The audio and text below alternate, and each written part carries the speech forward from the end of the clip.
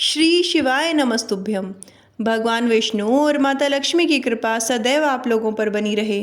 आज 27 मई 2025 ज्येष्ठ मास के कृष्ण पक्ष की अमावस्या तिथि है और साथ ही ज्येष्ठ मास का मंगलवार भी है, जिसे बड़े मंगल के नाम से या बुढ़वा मंगल के नाम से जाना जाता है। अमावस्या तिथि मंगलवार के दिन आने की वजह से भौमवती अमावस्या के नाम से जानी जाती है और जेठ मास की अमावस्या को ही शनिदेव का जन्मोत्सव मनाया जाता है। अमावस्या तिथि पितरों को समर्पित मानी जाती है। इस दिन पितरों के निमित्त दान, तर्पण, श्राद्ध, पिंडदान आदि कर्म किए जाते हैं और सुहागिन महिलाएं इस दिन अखंड सुहाग की प्राप्ति के लिए वट सावित्री का व्रत भी करती हैं। आज जिस वीडियो में आप सुनेंगे भौमवती अमावस्या के दिन सुनी जाने वाली कथाएं तथा पितरों की कथाएं और पितृ स्त्रोत के हिंदी अनुवाद के साथ ही शनिदेव जी के जन्म से जुड़ी हुई कथा का भी श्रवण करेंगे।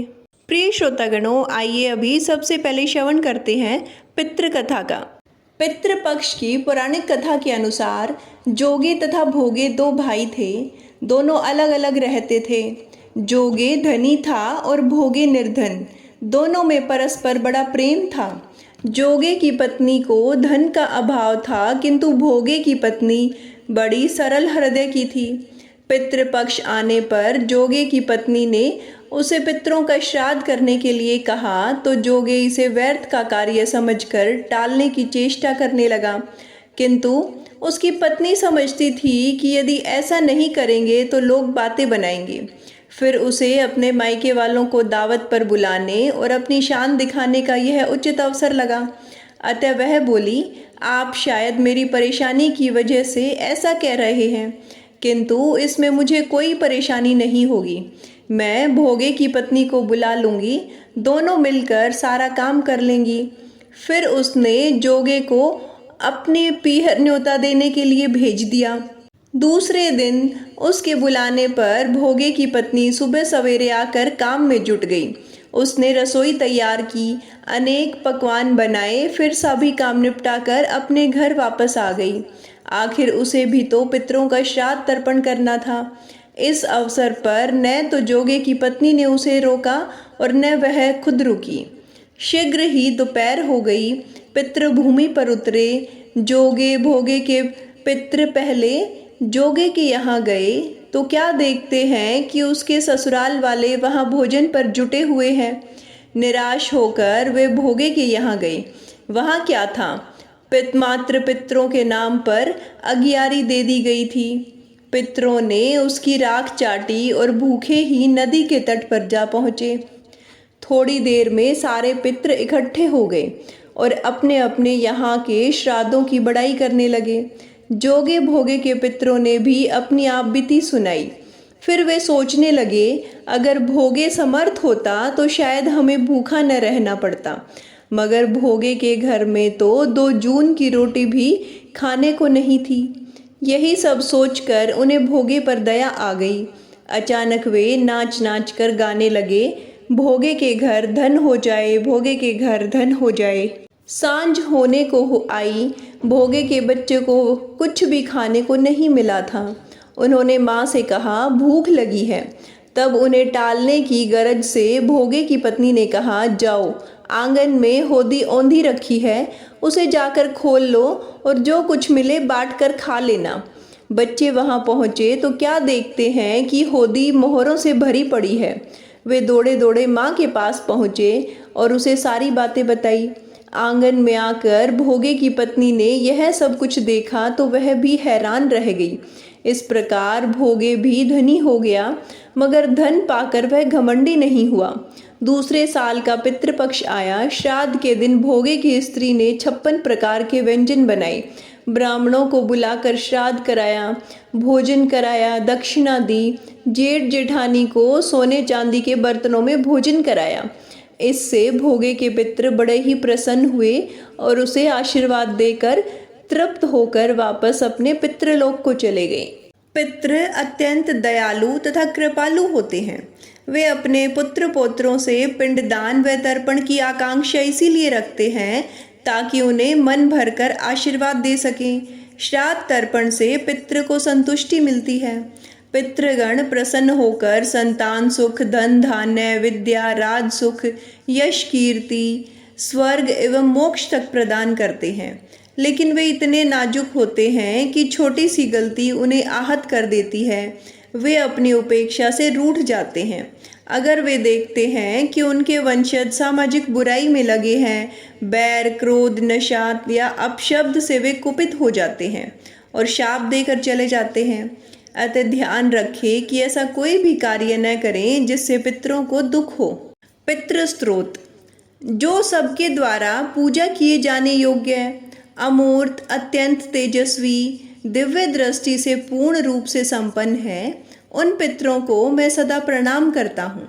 जो इंद्र आदि समस्त देवताओं, दक्ष, मारीच, सप्त ऋषियों तथा दूसरों के भी नेता हैं, हर मनोकामना की पूर्ति करने वाले उन पितरों को मैं प्रणाम करता हूँ। जो मनु आदि राज ऋषियों, मुनीश्वरों तथा सूर्य देव और चंद्र देव के भी नायक हैं, उन समस्त पितरों को मैं जल और समुद्र में भी प्रणाम करता हूँ। नक्षत्रों, ग्रहों, वायु, अग्नि, आकाश और धूमलोक तथा पृथ्वी के भी जो नेता हैं, उन पितरों को मैं हाथ जोड़कर प्रणाम करता हूँ। सदैव उनका आशीर्वाद मुझ पर बना रहे। जो देवऋषियों के जन्मदाता, समस्त लोकों द्वारा वंदित तथा सदा अक्षय फल को देने वाले हैं, उन पितरों को मैं हाथ जोड़कर प्रणाम करता हूँ। प्रजापति, कश्यप, सोम, वरुण तथा योगेश्वरों के रूप में स्थित पितरों को सदा हाथ जोड़कर प्रणाम करता हूँ। सातों लोकों में स्थित 7 पितृगणों को प्रणाम है। मैं योग दृष्टि संपन्न स्वयंभू जगत पिता ब्रह्मा जी को प्रणाम करता हूँ। सदैव आपका आशीर्वाद मुझ पर बना रहे। चंद्रदेव के आधार पर प्रतिष्ठित तथा योग मूर्तिधारी पितृगणों को मैं प्रणाम करता हूँ। साथ ही संपूर्ण जगत के पिता सोम को प्रणाम करता हूँ। सदैव उनका आशीर्वाद मुझ पर बना रहे। अग्नि स्वरूप अन्य पितरों को मैं प्रणाम करता हूँ, क्योंकि श्री पितृ जी यह संपूर्ण जगत अग्नि और सोम में है। उनका आशीर्वाद सदैव बना रहे। जो पितृ तेज में स्थित हैं, जो ये चंद्रमा, सूर्य और अग्नि के रूप में दृष्टिगोचर होते हैं तथा जो जगत स्वरूप एवं ब्रह्म स्वरूप हैं, उन संपूर्ण योगी पितरों को मैं एकाग्रचित होकर बार बार प्रणाम करता हूँ। उन्हें बारंबार प्रणाम है। वे स्वधा भोजी पितृ मुझ पर प्रसन्न हो, उनका आशीर्वाद सदैव मुझ पर बना रहे। प्रिय श्रोतागणों, आइए अभी सुनते हैं अमावस्या की कथा, जिसके आशीर्वाद से ही यह व्रत सफल होता है। एक गरीब ब्राह्मण परिवार था। उस परिवार में पति पत्नी के अलावा एक पुत्री भी थी। वह पुत्री धीरे धीरे बड़ी होने लगी। उस पुत्री में समय और बढ़ती उम्र के साथ सभी स्त्रियोचित गुणों का विकास हो रहा था। वह लड़की सुंदर, संस्कारवान एवं गुणवान थी, किंतु गरीब होने के कारण उसका विवाह नहीं हो पा रहा था। एक दिन उस ब्राह्मण के घर एक साधु महाराज पधारे। वो उस कन्या के सेवा भाव से काफ़ी प्रसन्न हुए। कन्या को लंबी आयु का आशीर्वाद देते हुए साधु ने कहा कि इस कन्या की हथेली में विवाह योग्य रेखा नहीं है। तब ब्राह्मण दंपति ने साधु से उपाय पूछा कि कन्या ऐसा क्या करे कि उसके हाथ में विवाह योग बन जाए। साधु ने कुछ देर विचार करने के बाद अपनी अंतर्दृष्टि से ध्यान करके बताया कि कुछ दूरी पर एक गांव में सोना नाम की धोबिन जाति की एक महिला अपने बेटे और बहू के साथ रहती है, जो बहुत ही आचार विचार और संस्कार संपन्न तथा पतिपरायण है। यदि यह कन्या उसकी सेवा करे और वह महिला इसकी शादी में अपने मांग का सिंदूर लगा दे, उसके बाद इस कन्या का विवाह हो तो इस कन्या का वैधव्य योग मिट सकता है। साधु ने यह भी बताया कि वह महिला कहीं आती जाती नहीं है। यह बात सुनकर ब्राह्मणी ने अपनी बेटी से धोबिन की सेवा करने की बात कही। अगले दिन कन्या प्रातःकाल ही उठकर सोना धोबिन के घर जाकर साफ सफाई और अन्य सारे काम करके अपने घर वापस आ जाती है। एक दिन सोना धोबिन अपनी बहू से पूछती है कि तुम तो सुबह ही उठकर सारे काम कर लेती हो और पता भी नहीं चलता। बहू ने कहा, माँ जी, मैंने तो सोचा कि आप ही सुबह उठकर सारे काम खुद ही ख़त्म कर लेती हैं। मैं तो देर से उठती हूँ। इस पर दोनों सास बहू निगरानी करने लगी कि कौन है जो सुबह ही घर का सारा काम करके चली जाती है। कई दिनों के बाद धोबिन ने देखा कि एक कन्या मुंह अंधेरे घर में आती है और सारे काम करने के बाद चली जाती है। जब वह जाने लगी तो सोना धोबिन उसके पैरों पर गिर पड़ी। पूछने लगी कि आप कौन हैं और इस तरह छुपकर मेरे घर की चाकरी क्यों कर रही हैं। तब कन्या ने साधु द्वारा कही गई सारी बात बताई। सोना धोबिन पतिपरायण थी, उसमें तेज था। वह तैयार हो गई। सोना धोबिन के पति थोड़ा अस्वस्थ थे। उसने अपनी बहू से अपने लौट आने तक घर पर ही रहने को कहा। सोना धोबिन ने जैसे ही अपनी मांग का सिंदूर उस कन्या की मांग में लगाया, उसका पति मर गया। उसे इस बात का पता चल गया।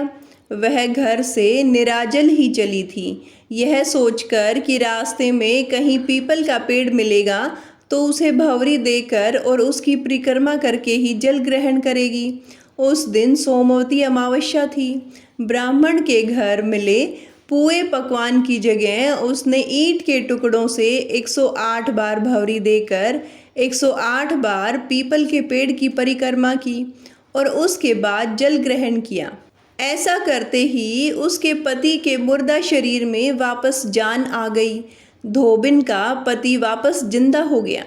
इसलिए सोमवती अमावस्या के दिन से शुरू करके जो व्यक्ति हर अमावस्या के दिन भंवरी देता है, उसके सुख और सौभाग्य में वृद्धि होती है।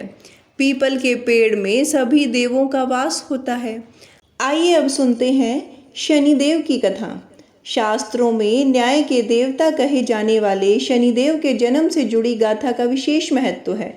शनिदेव के जन्म कथा के बारे में हमारे पुराणों में अलग अलग वर्णन मिलते हैं। अगर शास्त्रों की बात करें तो शनिदेव का जन्म ज्येष्ठ मास की अमावस्या को हुआ था। वहीं कुछ धार्मिक ग्रंथों के अनुसार इसका जन्म भाद्रपद माह की शनि अमावस्या को भी हुआ बताया जाता है। शनिदेव भगवान सूर्य और छाया के पुत्र हैं। सूर्य के अन्य पुत्रों से शनि का स्वभाव विपरीत है। उन्हें एक क्रूर ग्रह के रूप में भी जाना जाता है। कहते हैं कि उनकी दृष्टि में जो क्रूरता करता है वह उसकी पत्नी के शाप के कारण है। हालांकि शनिदेव जितने उग्र स्वभाव के हैं वे उतने ही दयालु प्रवृत्ति के भी माने जाते हैं। मान्यता है कि एक बार सूर्यदेव जब गर्भ धारण के लिए अपनी पत्नी छाया के पास गए तो छाया ने सूर्य के प्रचंड तेज से भयभीत होकर अपनी आंखें बंद कर ली थी। कालांतर में छाया के गर्भ से शनिदेव का जन्म हुआ। शनिदेव के काले रंग को देखकर भगवान सूर्य ने अपनी पत्नी पर आरोप लगाया कि शनि उनका पुत्र नहीं है। भगवान सूर्य के आरोप से नाराज शनिदेव अपने पिता को ही अपना शत्रु मान बैठे। भगवान सूर्य के आरोप से शनिदेव की माँ भी नाराज हुई और उन्होंने इच्छा जताई कि उनका पुत्र सूर्यदेव से भी ज़्यादा शक्तिशाली और पूज्य बने। अपनी माँ की इस इच्छा को पूरा करने के लिए शनिदेव ने वर्षों तक भूखे प्यासे रहकर शिवजी की आराधना की। शनिदेव की तपस्या से प्रसन्न होकर शिवजी भगवान ने उनसे वर मांगने को कहा, जिसके बाद शनिदेव ने कहा, युगों युगों से मेरी माँ छाया की पराजय होती रही है। उन्हें मेरे पिता सूर्यदेव द्वारा बहुत बार प्रताड़ित किया गया है। इसलिए मेरी माँ की इच्छा है कि मैं अपने पिता से भी अधिक शक्तिशाली बनूं। भगवान शिव ने सूर्यदेव की बातें सुन उन्हें वरदान देते हुए कहा, नवग्रहों में तुम्हारा स्थान सर्वश्रेष्ठ होगा। तुम पृथ्वी लोक के न्यायाधीश और दंड अधिकारी रहोगे। साधारण मानव से लेकर देवता, असुर, सिद्ध और नाग भी तुम्हारे नाम से भयभीत रहेंगे। यही कारण है कि कहा जाता है कि जब किसी पर शनिदेव का प्रकोप होता है तो वह मनुष्य बर्बाद हो जाता है, और जब शनिदेव की कृपा किसी पर होती है तो वह रातों रात धनवान, यश, वैभव से परिपूर्ण हो जाता है। सभी प्रेम से बोलिए शनिदेव महाराज की जय।